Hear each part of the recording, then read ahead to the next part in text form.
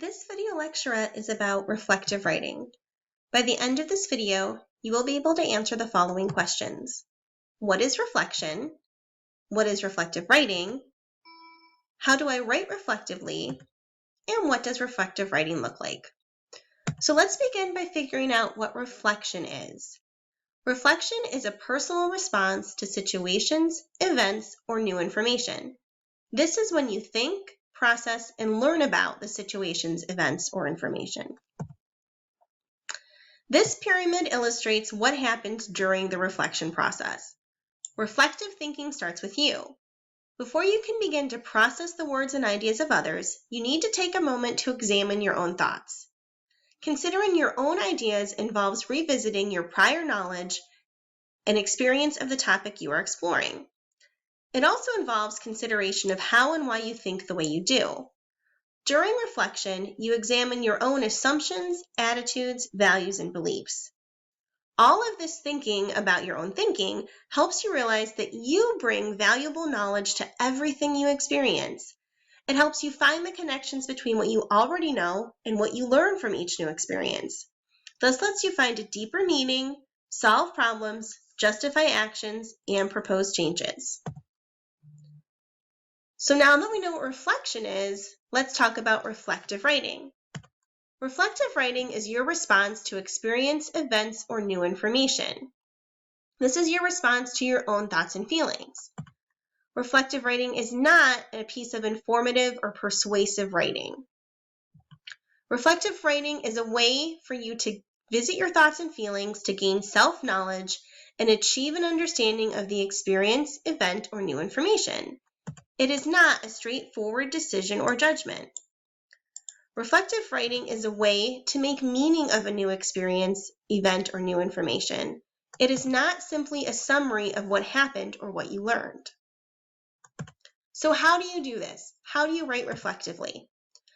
All writing tasks begin with pre-writing or generating ideas. When you are writing reflectively, consider your purpose. The purpose of reflective writing is to consider your own thoughts and feelings and then use that examination to respond to an event, experience, or information. Usually, when you are assigned a piece of reflective writing, you are given something more specific. For example, you might be asked to explain how a role model impacted your life, or what lesson you learned from an experience in class. When pre-writing for these types of tasks, you need to focus on your thoughts and feelings about that particular topic. Start by asking yourself the following questions. What do I think about the topic? Do any experiences, ideas, or observations I've had relate to the topic? What do I find confusing, inspiring, difficult, or interesting? Do I have any unanswered questions about the topic? Are there other possibilities or speculations I haven't explored? Are there any different perspectives I should consider? And how does my prior knowledge, experience, and assumptions affect how I feel about the topic? Now that we know what reflection and reflective writing are, and we looked at some ways that we can begin thinking in pre-writing to write reflectively, let's look at an example of a reflective paragraph. You'll notice here I have the paragraph in the middle, and then I have some comments here that I'll explain that examines this reflective paragraph in more detail. So let's start just by reading the paragraph. Last week's lecture presented the idea that science is the most powerful form of evidence. My position as a student studying both physics and law makes this an important issue for me, and one I was thinking about while watching the New Inventors television program last Tuesday. The two inventors, an odd name considering that, as Smith says, nobody thinks of things in a vacuum, were accompanied by their marketing people. The conversations were quite contrived, but also funny and enlightening. I realized that the marketing people used a certain form of evidence to persuade the viewers, us, the value of the inventions.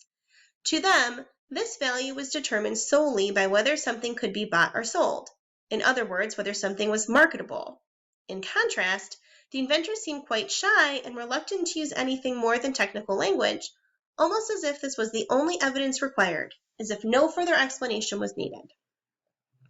So let's look at how this is a piece of reflective writing. Our first sentence describes the topic. It says, last week's lecture presented the idea that science is the most powerful form of evidence. So it describes it describes the topic and that we're going to be reading about new information that was learned in a college class. Then we have this sentence. My position as a student studying both physics and law makes this an important issue for me. This sentence tells us how the writer's current role in life relates to the topic. That sentence continues.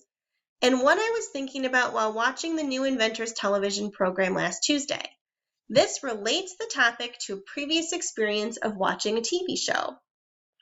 The rest of the sentence then explains the TV show and what happened and how science and evidence were used within the TV show. But the writer says, I realized that the marketing people used a certain form of evidence to persuade the viewers, us, of the value of the inventions. This is where the writer fully explains how the TV show relates to the topic and shows his own thoughts about persuasion and evidence.